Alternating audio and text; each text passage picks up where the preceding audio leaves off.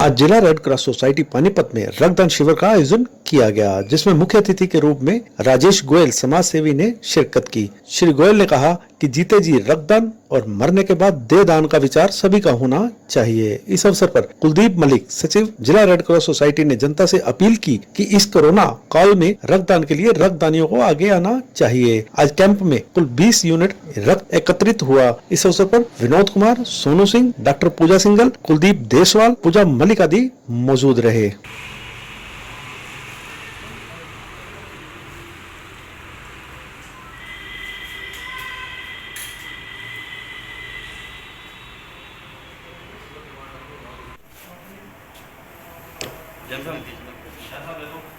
Red cross की तरफ से जो आज रक्तदान शिविर ये आयोजित है, इसमें मुझे आकर के बहुत अच्छा लगा। मैं समझता हूँ मनुष्य के जीवन में बहुत सारी आवश्यकताएं रहती हैं जो वो कभी भी कहीं से भी कैसे भी प्राप्त कर सकता है, लेकिन कुछ ऐसी आवश्यकताएं हैं जो जिनकी कीमत नहीं होती। उनमें से मैं समझता हूँ रक्तदान एक ऐसा दान है कि जो मनुष्य के जीवन में बहुत आवश्यक है और कितनी जीवन वो बचा सकता है। यदि रक्त उपलब्ध है तो जिसको रक्त की आवश्यकता है, यदि वो उसको समय पे मिल जाए तो उसका जीवन बच सकता है। मैं तो बल्कि इससे आगे बढ़ कर के कहूँगा कि जीते जी रक्तदान, मरने के बाद देहदान, नेत्रदान। यदि हम इस प्रकार का भाव अपने मन में लेकर के चलेंगे तो मैं समझता हूँ इस प्रकार के आयोजन जो समाज के लिए, मानव के लिए, जो मानव धर्म है, जो मानवता है, उसके लिए बहुत ही अहम है। और हम सब पानीपत के वासी इस कोरोना काल में, मैं आज रेड क्रॉस सोसाइटी को ये विश्वास भी दिलाता हूँ कि भाई पानीपत के अंदर रक्त की कमी नहीं रहेगी और जितने आप कहेंगे वॉलंटियर्स रक्त देने के लिए यहाँ पर उपलब्ध होंगे। इतनी बात कहते हुए मैं पूरे पानीपत वासियों से आग्रह करूँगा कि वो भी रक्तदान के लिए आगे आएँ। धन्यवाद। आज का ये हमारा 24वां ब्लड डोनेशन कैंप था जब से कोविड महामारी चल रही है। अभी तक रेड क्रॉस सोसाइटी द्वारा तकरीबन 863 यूनिट्स विभिन्न संस्थाओं के लाइफ मेंबर, रेड क्रॉस के लाइफ मेंबर के सहयोग से इकट्ठा किया जा सका है। आज का जो ब्लड डोनेशन कैंप था ये रेड क्रॉस सोसाइटी और हमारे लाइफ मेंबर हैं नरेंद्र गुप्ता जी, पवन लाकड़ा, ललित कुमार, इन सभी के सहयोग से ये कैंप लगाया गया है, जिसमें अभी तक 19 यूनिट हमने इकट्ठे कर लिए हैं। हमारे कुछ थैलीसीमिया के बच्चे हैं, प्रेग्नेंट वुमेन्स हैं जिनको रेगुलर ब्लड की ज़रूरत होती है। कोविड के चलते हुए हम कहीं बाहर ब्लड डोनेशन कैंप्स ऑर्गेनाइज नहीं कर पा रहे हैं। मैं पानीपत की जनता से अपील करूंगा कि वो वॉलंटरली रेड क्रॉस में आए और रक्तदान करें। आज इस रक्तदान शिविर में हमारे भाई साहब विजेंद्र जैन जी के आमंत्रण पर मैं यहाँ पहुँचा हूँ और रक्तदान के लिए मैं इतने का मौसम में इस चीज़ से सन 2002 से जुड़ा हुआ हूँ। मैं कॉलेज में था उस वक्त जब एनसीसी में हम लोग रक्तदान के लिए पहली बार गए थे और तब से लेके लगभग 18 साल हो गए। हर साल एक बार, 2 बार, 3 बार, जितनी बार भी मौका मिलता है मैं ब्लड डोनेशन ज़रूर करता हूँ, क्योंकि इसका कोई अल्टरनेट नहीं है। और पानीपत के लोगों से भी मेरा यही वो है, गुजारिश है मेरी कि ब्लड डोनेशन करें। जो भी स्वस्थ आदमी है ब्लड डोनेट कर सकता है। मेरा खुद का एक्सपीरियंस है, मैंने प्लेटलेट्स भी डोनेट किए हैं, सेल्स भी डोनेट किए हैं। शरीर में कोई भी किसी प्रकार की कमी नहीं आ सकती। आप लोग मेरे को देख सकते हैं, बिल्कुल हेल्दी शरीर है। जिले के गांव पाथरी में एक व्यक्ति द्वारा गांव के ही कुछ दबंग लोगों पर वक्फ बोर्ड द्वारा उसे अलाट की हुई जमीन पर कब्जा करने की नियत से उक्त जमीन पर बना कमरा तोड़वाने और उसके बिटोड़ों में आग लगाने का आरोप लगाया है। पीड़ित का कहना है कि उसने दबंगों के खिलाफ पुलिस में शिकायत भी दे रखी है, परंतु कोई कार्रवाई नहीं हुई, इसलिए उसने थक हार कर पुलिस अधीक्षक को भी शिकायत दी है। हालांकि गाँव के पूर्व सरपंच द्वारा उसके आरोपों को निराधार बताया और कहा कि उक्त जमीन शमशान भूमि के लिए है, न कि खेती के लिए। वीडियो भेज दे भाई, इसकी वीडियो ना, इसकी आग लगा देगी। इसकी वीडियो तो कोई ना है जी, इसका फोटो है इस फोन में।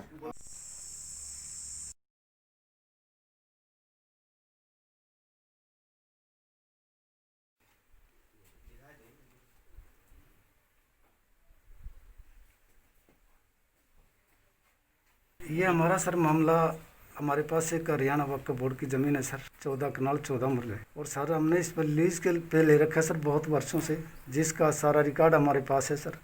तो गांव के कुछ दबंग लोग हैं सर, वो इस ज़मीन को हमारे से ज़बरदस्ती छीनना चाहते हैं सर। इसके बारे सर हमारे बच्चों के साथ मारपीट हुई सर, हमारे मकानों को जला गया सर, हमारा बिटोड़ा कूप और ये पराली सर 2 किले की वो भी जलाए गए सर। और आए दिन प्राय घटनाएं होती हैं अभी भी, और जान से मारने की धमकी देते हैं सर। इस मामले को शिकायत की है? इस मामले की शिकायत हमने सर अपना डीसी, एसपी, गृह मंत्री अनिल विज, मनोहर लाल खट्टर और यहाँ से तक लास्ट उरलाना चौकी तक जी पूरे सिस्टम में घूमा सर, लेकिन कोई पुलिस ने, प्रशासन ने कार्रवाई नहीं करी सर। ये दबंग लोग है सर, उसी जमीन के सामने है सर राकेश सनोप जिलेसन प्लस उसका फादर भी है सर। और बाकी सर ये हमारे बस्ती में है सर सोनू सनोप ईसरा, रमेश सनोप बर्थू, हरिकिशन सनोप बनवारी इत्यादि, इनके साथ में दूसरे लोग भी हैं सर। इसमें कोई एफआईआर दर्ज हुई थी? जी हाँ, इसमें एफआईआर दर्ज हुई सर, 14 आदमियों के चालान कटे हुए सर, जिसका आज तक है ना सर जून लग गया सर, पूरा 1 ही साल हो गया, उसके बारे में पुलिस ने कोई कार्रवाई नहीं की सर। क्या मानते हो क्यों नहीं कार्रवाई हुई? तो कार्रवाई सर कुछ नहीं, हम तो यही सुनने में आता है कि भाई पैसे वैसे दे करके ना पुलिस ने इस बात को खत्म कर दिया सर। हम एसपी को मिले सर, तो एसपी ने भी सर ये कहा भाई ठीक आपकी कार्रवाई होगी। तो इस बारे में सर उसकी कार्रवाई चौकी में आई, चौकी में गए हम बुलाए तो सर वहाँ हमारी स्टेटमेंट लेके सर और हमारे को आश्वासन झूठा देकर जो भेज दिया। दोबारा मिले फिर एसपी को? जी सर हम मिले दोबारा सर, दोबारा भी मिले, अपना सुमित एसपी थे तो जी उससे दोबारा मिले, नो बोला भाई ठीक हो जाएगी कार्रवाई, वहाँ से भी आश्वासन देकर हमारे को भेज दिया गया सर। अब नई एसपी भी आई हुई है, उसको भी काफी टाइम हो गया। तो नई एसपी आई सर, नई एसपी के आने के बाद भी जो ना अभी लॉकडाउन के चलते ना सर हमारे को अंदर एंट्री नहीं करने दिया।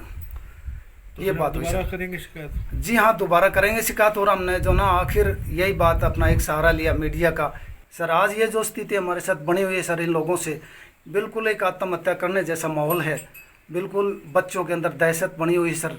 और अगर कोई ऐसी घटना हमारे परिवार में ऐसा कुछ बच्चों में होती है ना सर, तो ये इस बात का जिम्मेदार ये प्रशासन या ये दबंग लोग होंगे सर।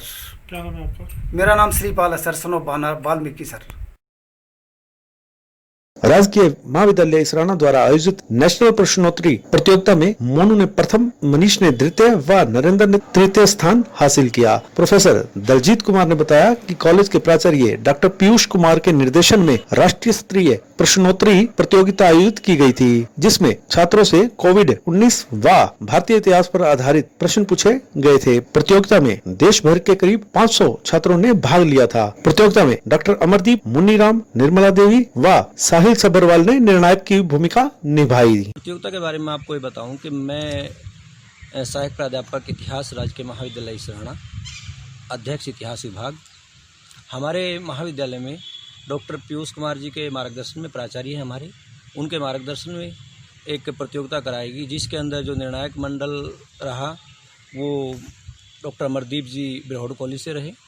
दूसरे निर्णायक मंडल के अंदर मतलोडा कॉलेज से हमारे जो है मुन्नीराम जी, डॉक्टर मुन्नीराम जी वो रहे। और तीसरी जो है वेस्ट कॉलेज से मारका से निर्मला जी जो है इसमें निर्णायक मंडल में रही।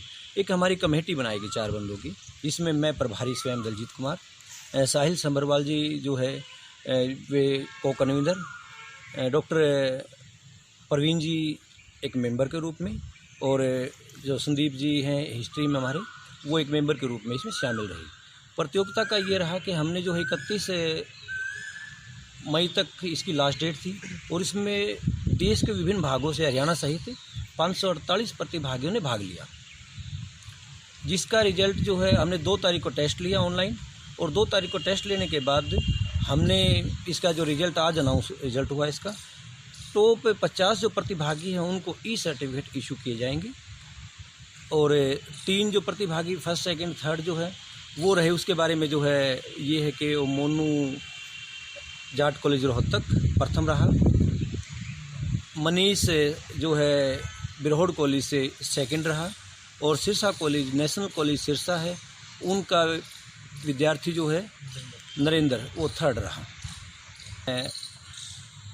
सभी प्रतिभागी विजेता और जिन्होंने इसमें भाग लिया सभी को बधाई और सभी को शुभकामनाएं, और साथ में विशेष रूप से बधाई साहिल सबरवाल जी और मेरी कमेटी को विशेष रूप से बधाई, जिन्होंने बहुत बढ़ चढ़कर और एक स्टेप बाय स्टेप जिस प्रकार से कार्य किया पानीपत ब्रेकिंग न्यूज पर ताजा तारीन समाचार देखने के लिए आज ही चैनल को सब्सक्राइब करके बेल आइकन दबाएं ताकि आपको ताजा खबरों के अपडेट मिलते रहें।